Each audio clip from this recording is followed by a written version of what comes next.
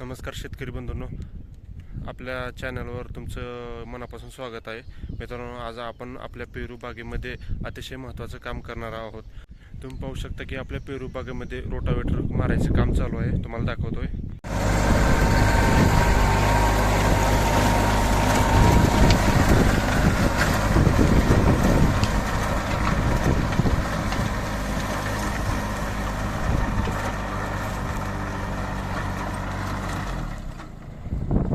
तर हे पहा मित्रो, आपलं रोटावेटर मारायचं काम चालू आहे. अनेक शेतकरी रोटावेटर मारतात, पण ते का मारतात, त्यांचं नेमकं का फायदा काय होतो, झाडांच्या फांदीला त्याचा कसा परिणाम होतो, आणि आज आपण आपल्या रोटावेटर मारल्यानंतर पुढे कोणतं काम करणार आहोत याची सविस्तर माहिती घेणार आहोत या व्हिडिओमध्ये आपण. तर मित्रांनो, व्हिडिओ पूर्णपणे पहा. तर काही शेतकऱ्यांना रोटावेटर म्हणजे काय हे माहिती नसेल, तर मी सांगतोय. हे रोटावेटरचं इम्प्लिमेंट, हे रोटावेटर म्हणतात मित्रांनो याला, आणि आपल्या ट्रॅक्टरला जोडलेला असतो मित्रांनो.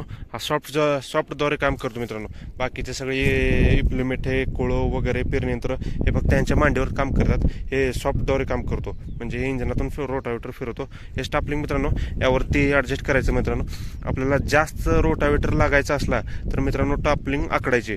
लक्षात घ्या मित्रांनो, जास्त रोटावेटर जर लागायचं असलं जमिनीत खोल, तर टॉपलिंग आकडून त्याला खाली झुकवायचं, मग जास्त रोटावेटर लागतो. जर समजा कमी रोटावेटर लागवायचा असला तर मित्रांनो स्टॉपलिंग हे लांबवायचे. तर मित्रांनो, रोटावेटर हे ट्रॅक्टरला जोडणारे एक अवजार आहे. जे अवजार जमिनीच्या वरचा थर बारीक करत, तण नष्ट करतं आणि जमिनीत भुसभुशीतपणा कायम स्वरूपी करतो. कारण जमीन ही भुसभुशीत करण्याचं काम करतं.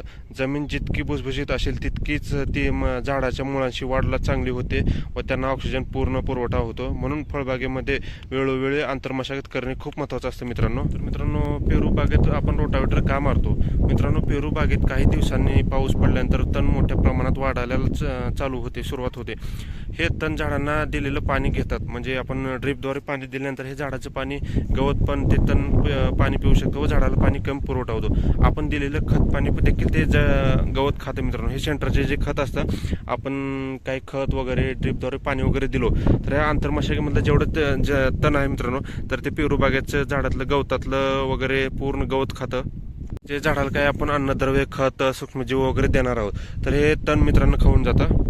तर ते गवत जमिनीतील अन्नद्रव्य पण खाऊन टाकते मित्रांनो झाडाला जे लागणार आहे ते. परिणामी झाडाची वाढ मंद होऊ शकते, म्हणजे झाडाची वाढ कमी होऊ शकते. म्हणून तण नियंत्रणासाठी रोटावेटर हा एक अतिशय चांगला पर्याय आहे मित्रांनो. लक्षात घ्या, रासायनिक तणनाशक न वापरता देखील आपण हा मोठ्या प्रमाणावर तणनाशक करू शकतो मित्रांनो. रोटावेटर मारल्यानंतर जमिनीवर होणारा परिणाम आपण जाणून घेऊ. तुम्ही पाहू शकता की रोटावेटर मारल्यानंतर जमीन पूर्णपणे भुसभुशीत होते. तुम्ही लक्षात घ्या, हे रोटावेटर मारले मित्रांनो मी ह्या बागेमध्ये. तर आता आपण हे पाहू शकता की हे जमीन किती भुसभुशीत झाली. तुम्ही पाहू शकता, हे बघा, तुम्ही पाहू शकता 4 ते 5 इंच मित्रांनो भुसभुशीत झाली जमीन झाली आहे. अगोदर हे आधी रोटर मारायच्या अगोदर असं होतं. हे तुम्ही पाहू शकता, ह्या काकरीत गवत आहे. तर आता मी हे रोटावेटर ही काकरी मारले, तर रोटावेटर तुम्ही पाहू शकता, ही काकरी हे दुरी मारतो मित्रांनो. कारण की हे बघा, तुम्ही शकता हे गवत वगैरे जे आहे ते कुट्टी करून आपल्याला बोध चढवायच्या नंतर मित्रांनो रोटावेटर मारायचं अजून एक कारण म्हणजे जमिनीची कडकपणा जो थर असतो पहिला, तो थर नष्ट होतो मित्रांनो. कारण की ते कडकपणाचा थर जो असतो पहिला 1-2 इंचाचा, तो पूर्णपणे फुटत आहे.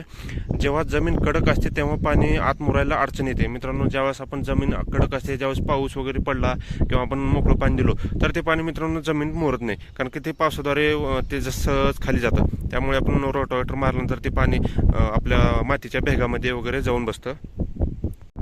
आणि सर्वात महत्त्वाचं मित्रांनो, आपण रोटावेटर जर मारलो तर रोटावेटर मारल्यानंतर जमिनीत हवा खेळती राहते, म्हणजेच आपल्या बागेच्या मुळांचा, झाडांची जी मुळं असते त्या मुळांना आपण ऑक्सिजन जाते मित्रांनो. कारण की ऑक्सिजन जास्त कडकपणा असल्यानंतर ते ऑक्सिजन खाली झाडांना जाऊ शकत नाही. त्यामुळे आपण रोटावेटर मारल्यानंतर खाली त्यात ऑक्सिजन पोहू शकतं. ऑक्सिजनचा पुरवठा वाढतो, म्हणजेच आपण ऑक्सिजनचं जेवढं हवेतून ते घेणार आहे त्यापेक्षा जास्तून रोटावेटर मात्र मुळाद्वारे ऑक्सिजन झाडाला पुसतं. मुळांचा विस्तार वाढतो, म्हणजेच आपण त्या झाडांचा मुळांचा विस्तार वाढतो. आता समजा आपण हे एक मूळ आहेत, त्या मुळाला पाणी वगैरे व्यवस्थित ऑक्सिजन दिलं तर हे काय करते, एक मुळचे 2 मुळे तयार करते मित्रांनो. मूळ पूर्णपणे वाढू शकते. आणि मित्रांनो, रोटावेटर मारायचं मेन कारण म्हणजे आजच्या कामाचं मुख्य कारण म्हणजे मित्रांनो, आज आपल्या फक्त बागेत रोटावेटर मारण्यासाठी आपण रोटावेटर नाही मारत आहोत, कारण की आपल्याला यावरती बोध चढवायचा आहे. कारण आजच्या कामामध्ये एक मोठं कारण आहे लपलेलं आहे मित्रांनो. आपल्या झाडांच्या बोधाकडे म्हणजे सगळं इथे आपल्या झाडांच्या बोधाकडे आपण जी माती आहे लोटणार आहोत पुढे, कारण की ते झाडांच्या बोधाकडे माती लावण्याची आहे, आपल्याला माती लावायची आहे. त्यासाठी ही माती आपण मोकळी आणि भुसभुशीत करणार आहोत. आणि हे बघा तुम्ही, आपण भुसभुशीत केले मी. आता आपण काय करणार आहोत, आपल्याकडे रेझर आहे मित्रांनो माती लावायचं. तर आता रोटावेटर मारल्यानंतर आपल्याला माती इकडे लोटायची आहे ह्या झाडाच्या बुंद्यावरती, म्हणजे इथे आपल्याला माती आणून लावायची अशी. तर आपल्याला ते इकडं आपण तो पण व्हिडिओ तुम्हाला दाखवणार आहे मी. रेझरच्या सहाय्याने बोध चढवायचं मित्रांनो. तर काही शेतकऱ्यांना बोध म्हणजे काय नेमकं माहीत नसेल, तर अनेक नवीन शेतकऱ्यांना बोधाचं महत्त्वच माहीत नसतं. कारण बोध म्हणजे झाडांभोवती तयार केलेला उंचवटा, म्हणजे तो वट्टा असतो मित्रांनो. हा उंचवटा झाडांच्या वाढीसाठी खूप महत्त्वाचा असतो. कारण आपण ज्यावेळेस बोध वगैरे लावतो तर पाणी जास्त पावसाळा वगैरे झाला तर ह्या पाणी सोरीद्वारे पूर्ण खाली जाऊ शकतं मित्रांनो. झाडांना काय अडचण वगैरे करणार नाही, मुळांची वाढ चांगली होते. मित्रांनो, आपण दरवर्षी रोटर मारतो, दरवर्षी पंजी मारतो व दरवर्षी माती लावून घेतो व आपण बोध चढवतो. तर काही शेतकऱ्यांना प्रश्न पडतो की दरवर्षी बोध काय चढवतात मित्रांनो. तर कारण काय होतं मित्रांनो, हे पावसाळ्यात काय होतं, आपण बोध गेल्या वर्षी चढवला असतो आणि ते पावसाळ्यात खाली होतो, वरची माती आपण लावलेली खाली येते, परत ते आपल्याला बोध कमी होऊन जातो. तर आपल्याला काय करायचं मित्रांनो, प्रत्येक पावसाळ्याच्या अगोदर आपल्याला हे रोटावेटर वगैरे पंजी मारून माती परत वर चढवायची असते. कारण की यामध्ये ह्या सरीतल्या दोन्ही मुळे मोकळ्या होतात व मुळांचा विस्तार वाढतो. प्रत्येक मुळांना ऑक्सिजन पोचते व झाडाची वाढ होते.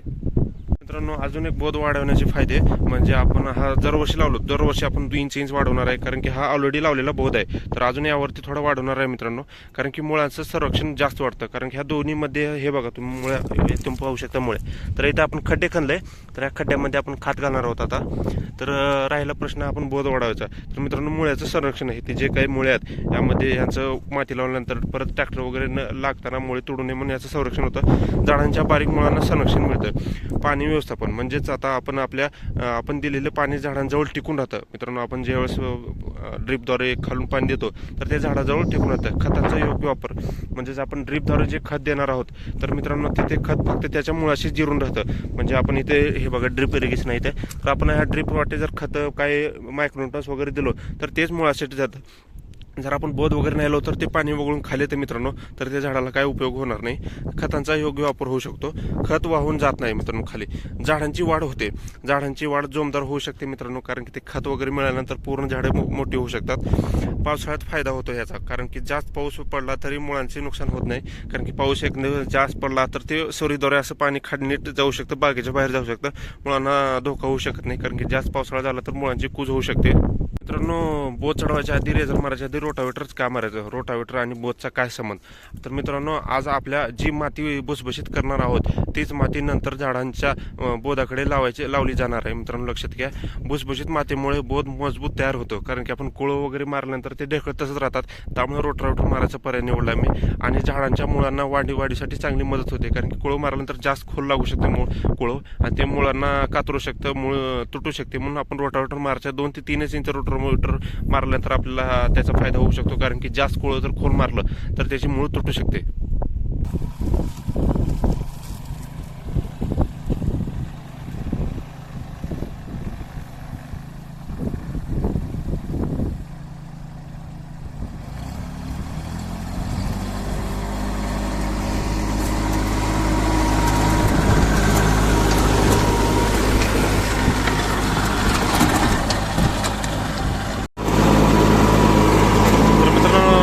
चालू केला आहे, रोटर मारतोय आता.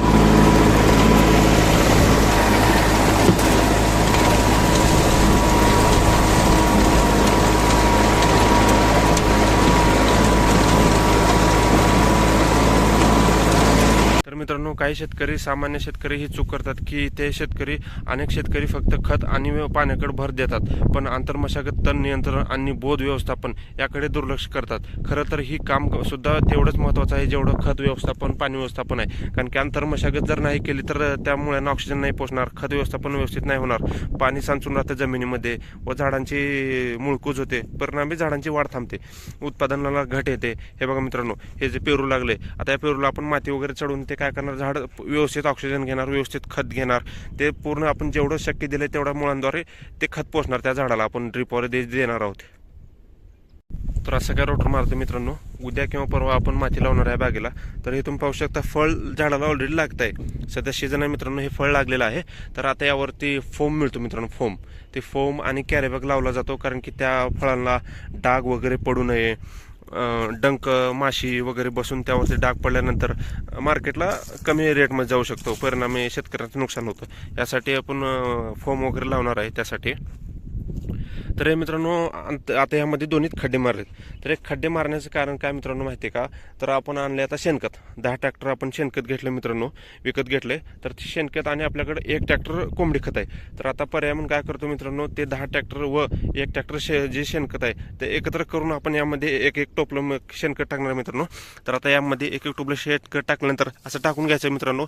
आंतरमशागत म्हणजे पावसाळ्याच्या अगोदर हे काम करायचं आहे. परत आपण हे शेणखत वगैरे टाकल्यानंतर ही जी माती काढलेली आहोत ते अशी बुजून टाकायची मित्रांनो. कारण काय होतं मात्र का, शेणखत जर वर पडलं तर ते पावसाद्वारे वाहून जाऊ शकतं. म्हणून ते खड्डा खोदून खाल्लं तर व्यवस्थित मुळांना लागू शकतो आणि पावसाळ्यात वाहून जाऊ शकत नाही खत.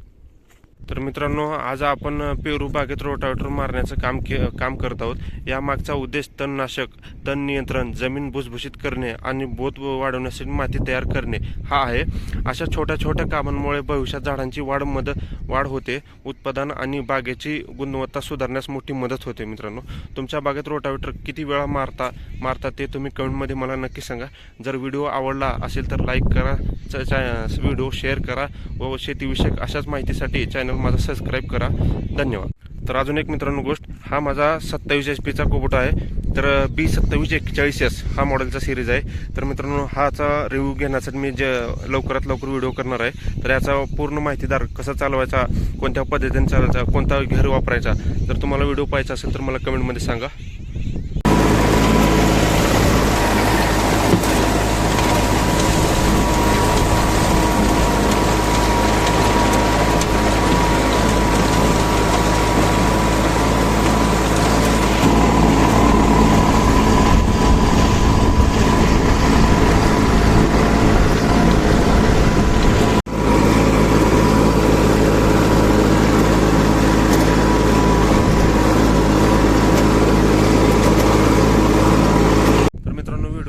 तर लाईक करा, शेअर करा व अशाच शेतीविषयक माहितीसाठी चॅनल माझा सबस्क्राईब करा.